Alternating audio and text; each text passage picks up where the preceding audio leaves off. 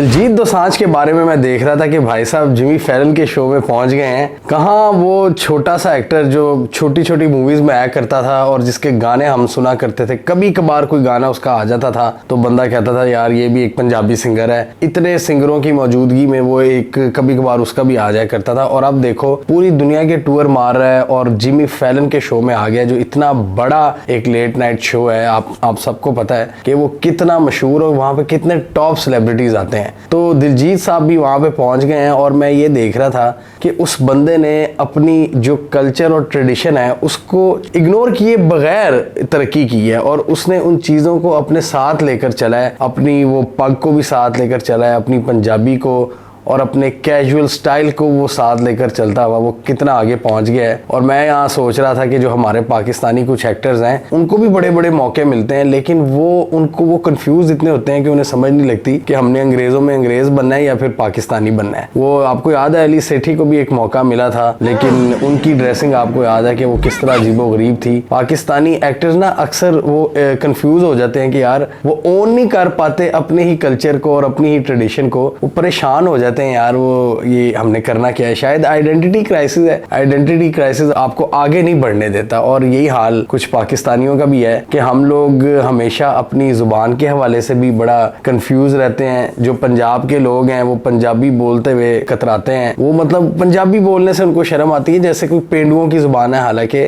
जाहिल लोगों, ये आपकी असल मिरास ही वही चीज होती है जहां आप पैदा होते हैं, जहां की वो आपकी ज्योग्राफी डिफाइन करती है आपको, वहां के खाने, वहां के कपड़े, वहां का रहन सहन और वहां की जुबान।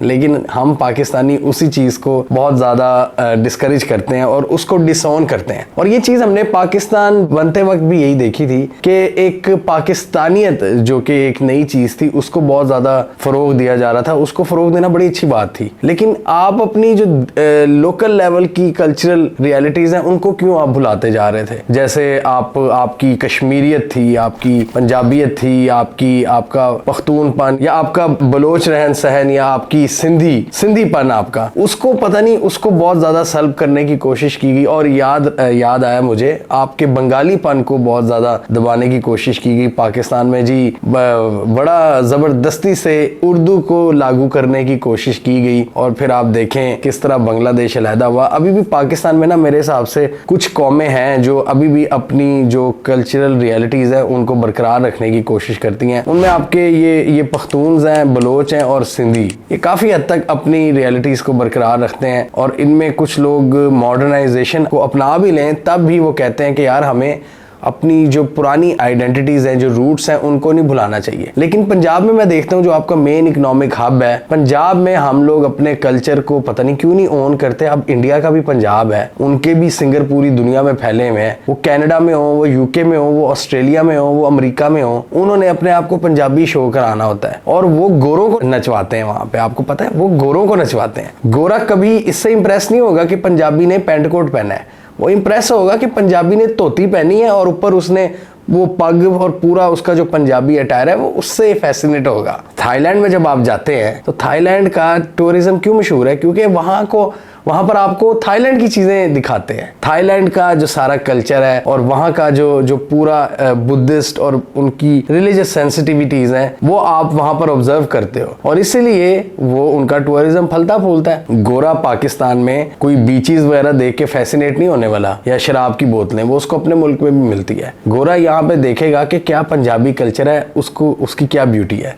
सिंधी कल्चर की क्या ब्यूटी है, बलोच कल्चर की क्या ब्यूटी है, पख्तून कल्चर की क्या ब्यूटी है, गिलगित बल्तिस्तान की क्या अपनी ब्यूटी है, ये वो एंजॉय करने आता है। लेकिन हम लोग उसके सामने अंग्रेज बनने की कोशिश करते हैं और वो बिल्कुल हमसे इम्प्रेस नहीं होता, क्योंकि हमारी स्टेट ने पता नहीं क्यों कल्चर्स पर कदगन लगाने की कोशिश की है। जो लोकल आपकी सकाफत होती है उसको प्रमोट नहीं किया जाता। एक दौर था, पीटीवी की बात करें तो हर सेंटर में प्रोग्राम बनाए जाते थे। कोयटा का अलग सेंटर होता था, पेशावर का अलग, लाहौर का अलग, कराची का अलग। तो सारे ये जितने सेंटर्स हैं ये एक दूसरे की चीज़ें जब दिखाते थे पूरा पाकिस्तान देखता था, तो आपको थोड़ा बहुत एक दूसरे के कल्चर का पता लगता था। अब तो वो कल्चर बिल्कुल ख़त्म हो गया। अब तो पंजाब में, पाकिस्तानी पंजाब की बात करें, एक ऐसा फेक एलिटिया कल्चर आ गया हुआ है कि जी बस शो शाह मारनी है। बड़ी गाड़ी हो, बेशक वो रेंट के पैसों पे हो, आपका वहां पे जिसे कहते हैं ना कबाड़ा निकला हो, आपका दिवालिया निकला हो, लेकिन आपने बड़ी गाड़ी लोन पे लेके दूसरे को दिखानी है। ठीक है, आप अच्छी कॉफ़ी शॉप पे कॉफ़ी पी रहे हो और आपके पास जी महंगा स्मार्टफोन हो और आपके कपड़े बहुत अच्छे हो। पाकिस्तानी पंजाब में ये चीज़ प्रिवेल कर गई है, मुझे नहीं समझ आती क्यों। और ये बड़े अफसोस की बात है कि पाकिस्तानी पंजाबी बिल्कुल अपने कल्चर को भूलते जा रहे हैं और पंजाबी बोलने को वो समझते हैं कि ये कोई पेंडूपना है। हालांकि आप लोग पंजाब की जंपल हो, पंजाब के रहने वाले हो।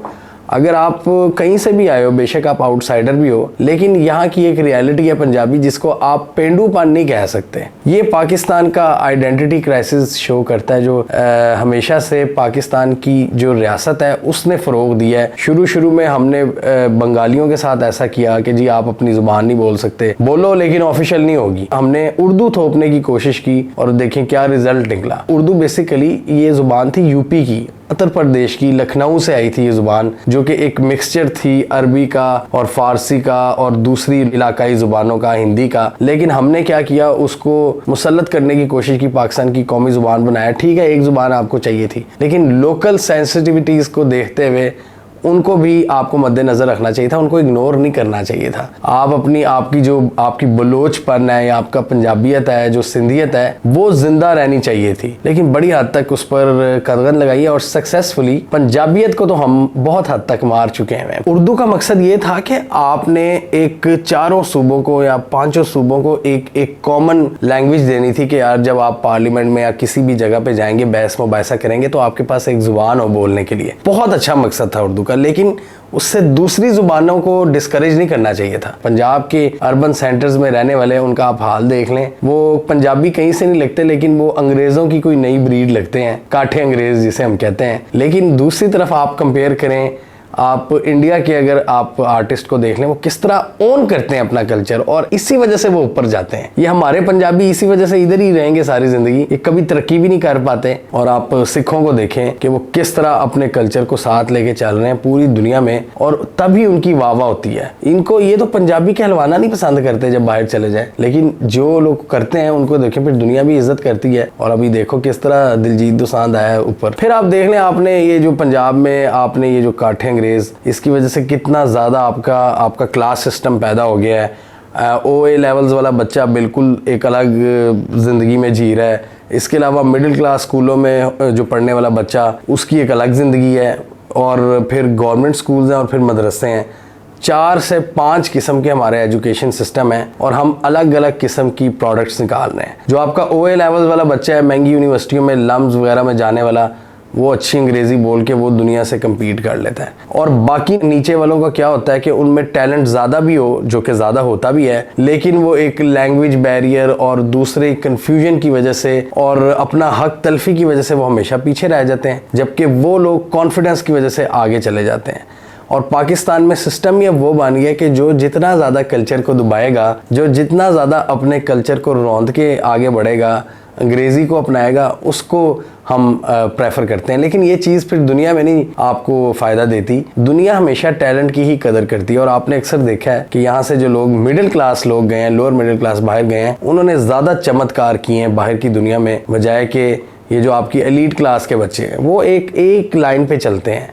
उनको ज़्यादा वो स्ट्रीट स्मार्ट भी नहीं होते, उनको हमेशा बचपन से फैसिलिटी सारी मिली होती हैं, वो पढ़ाई में अच्छे होंगे, ये वो आप उनको सारी एक लेवल प्लेइंग फील्ड दे देते हो ज़बरदस्त। लेकिन जो बड़े बड़े कारनामे करते हैं वो मिडिल क्लास के बच्चे करते हैं, अगर उनको मौका मिले। तो पाकिस्तान में तो ये सिस्टम बन चुका हुआ है कि जी मौका मिलना ही उसको है जो कि LETA का बच्चा है, OA लेवल का, और इसलिए हम समझते हैं कि शायद वो कल्चर अच्छा है।